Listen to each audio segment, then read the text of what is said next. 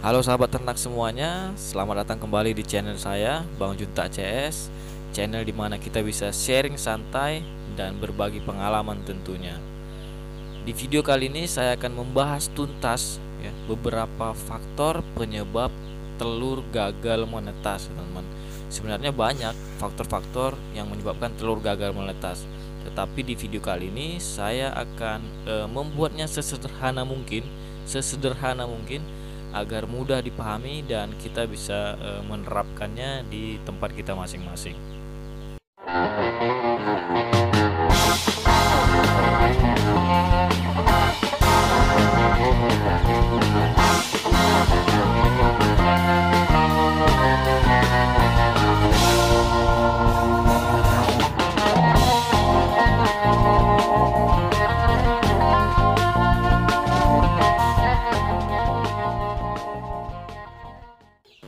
Semuanya akan saya bahas, baik itu gagal menetas karena dierami oleh indukannya sendiri dan gagal menetas karena dierami oleh mesin tetas. Di tempat saya ini saya menggunakan mesin tetas, teman-teman ya. Jadi sebelum telur masuk ke dalam mesin tetas, usahakan telurnya dibersihkan dulu teman-teman dari pasir-pasir atau kotoran-kotoran yang menempel pada telur. Karena memang ini juga bisa menjadi faktor penyebab telur itu gagal menetas. Oke, langsung saja kita ke pembahasan. Kenapa telur gagal menetas? Yang pertama karena memang embrio tidak tumbuh, dan yang kedua embrio mati di dalam telur. Jadi kita akan membahas embrio tidak tumbuh, teman-teman. Kenapa embrio tidak tumbuh? Karena memang tidak terjadinya proses pembuahan, tidak terjadinya proses kawin si pejantan dengan betina. Karena memang ini sudah dibuktikan oleh proses ilmiah, teman-teman. Embrio tumbuh karena ada sel sperma ya membuahi sel telur. Makanya itu embrionya akan tumbuh. Tetapi kalau memang pejantan ya atau sel sperma tidak ketemu sama sel telur, maka itu embrionya tidak akan tumbuh, teman-teman. Jadi memang ini sudah dibuktikan secara ilmiah. Jadi kalau ada yang bertanya, "Bang, saya beli dari pasar bang, dari kedai, telurnya bisa saya tetaskan?" Ya mungkin di peternakan yang maksudnya telur yang dijual di kedai atau di pasar itu dari peternakan yang memiliki pejantan gitu loh teman-teman, yang betinanya itu digabungkan sama pejantan, mungkin seperti itu.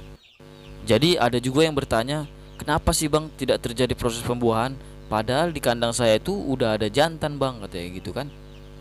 Ya mungkin ya, mungkin betinanya itu terlalu banyak teman-teman, karena memang biasanya satu pejantan itu bandingannya itu dengan 5 betina, itu udah paling banyak teman-teman.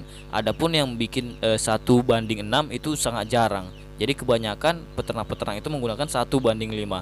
Kalau teman-teman memakai di bawahnya satu jantan atau 4 betina, satu jantan 3 betina, itu bisa lebih maksimal lagi proses pembuahannya, itu sudah pasti.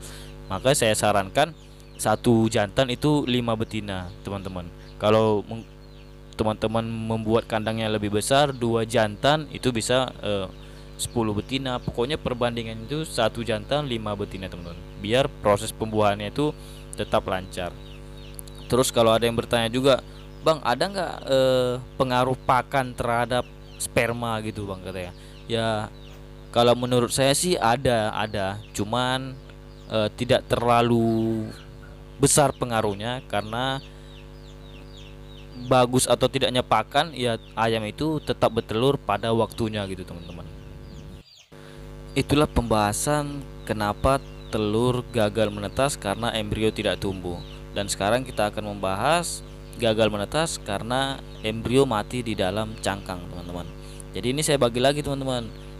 Gagal menetas karena dierami indukannya, sama gagal menetas di mesin tetas gitu loh.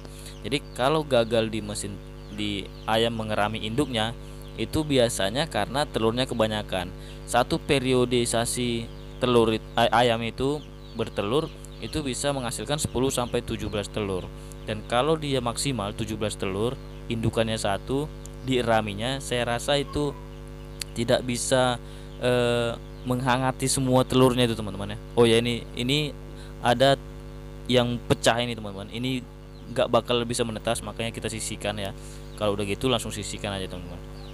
Oke, jadi kalau 17 telur diirami satu indukan itu nggak bisa teman-teman, karena badannya itu nggak bisa melindungi semua 17 telur itu. Makanya telurnya itu kemungkinan besar banyak yang nggak jadi, hampir ya banyak lah teman. Makanya kalau sebanyak itu telurnya, teman-teman harus memisahkannya atau teman-teman bisa pindahkan ke indukan yang lain, atau sebagian lagi teman-teman jual. Jadi itu faktor gagal menetas ya teman-teman, karena diiramin indukannya. Terus ada lagi nih teman-teman, karena indukannya ini tidak nyaman mengeraminya.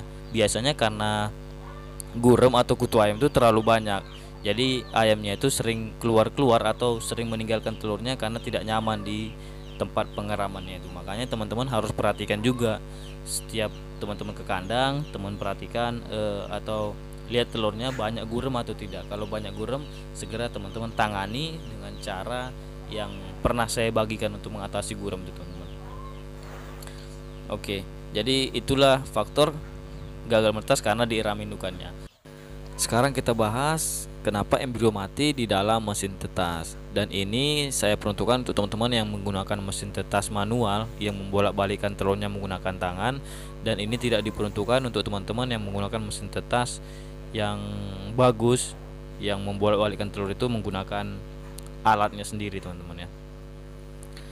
Jadi ini untuk teman-teman yang menggunakan mesin tetas sama seperti saya. Yang pertama itu embrio mati karena memang suhunya tidak tepat teman-teman. Suhunya tidak tepat. Kalau di tempat saya itu suhunya itu saya menggunakan 37,5 ya hidupnya, dan dia mati ketika suhunya mencapai 38,6 atau 0,5 seperti itu teman-teman. Jangan sampai suhunya itu mencapai 39 ya teman-teman. Karena kalau 39 embrionya bisa mati kepanasan. Itu yang pertama, karena suhunya. Yang kedua itu karena kelembaban teman-teman. Ini kelembabannya ini memang harus terjaga teman-teman. Kalau teman-teman menggunakan yang alat pengatur kelembaban itu lebih bagus. Tapi kalau teman-teman cuma menggunakan seadanya aja, tidak pakai itu, ya nggak masalah sebenarnya teman-teman. Teman-teman bisa menggunakan satu wadah aja, air di bawah telurnya itu sudah bisa mengatur kelembabannya itu dengan bagus teman-teman. Yang penting sirkulasi udaranya itu terjaga teman-teman ya. Kalau bisa di kiri kanan mesin tetas itu teman-teman bolongin agar sirkulasi udaranya itu bagus. Karena apa? Memang telur itu teman-teman, kita lihat itu tertutup, tetapi telur itu memiliki pori-pori. Pori-porinya itu lah yang bisa membuat telur itu bagus pertumbuhannya. Jadi makanya saya saranin itu telurnya itu dibersihkan ya, seperti ini teman-teman. Karena kalau telurnya itu kotor, dia bisa menghalangi pori-pori itu atau menghalangi pertumbuhan si telur. Makanya dia bisa gagal menetas teman-teman. Jadi itu udah 3 teman-teman ya. Itu udah 3 karena sirkulasi udara. Terus yang keempat telurnya kotor teman-teman. Nah, itu pengaruh juga, itu faktor teman-teman ya. Ya. Terus karena yang kelima karena pecah teman-teman, pecah atau retak. Nah, ini juga bisa gagal menetas juga ini teman-teman. Tapi ini memang embrionya tidak mati. Kalau dia memang pecah, embrionya itu tidak akan tumbuh ya. Dia tidak akan tumbuh karena memang udara masuk ke dalam telur itu, dan memang embrionya tidak tumbuh. Itu gagal menetas. Lebih baik seperti saya ini, sebelum masuk ke mesin tetas teman-teman cek dulu, dan kalau ada yang pecah atau retak teman-teman bisa menyisihkannya langsung. Nah, itu yang kelima teman-teman ya. Sekarang kita masuk yang keenam nih. Yang keenam itu karena teman-teman tidak membolak-balikkan telurnya teman-teman. Karena apa? Memang kalau telurnya ini tidak dibalikkan posisi yang dari atas ke bawah, itu telurnya itu kepanasan teman-teman.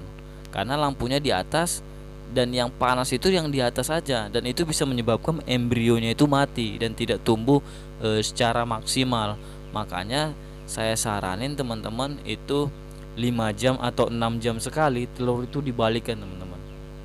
Dibalikan. Karena kita kan manual nih teman-teman. Kita manual dan itu harus dibalikkan. Kalau tidak, telurnya bakalan mati, embrionya bakalan mati kepanasan di dalam, teman-teman.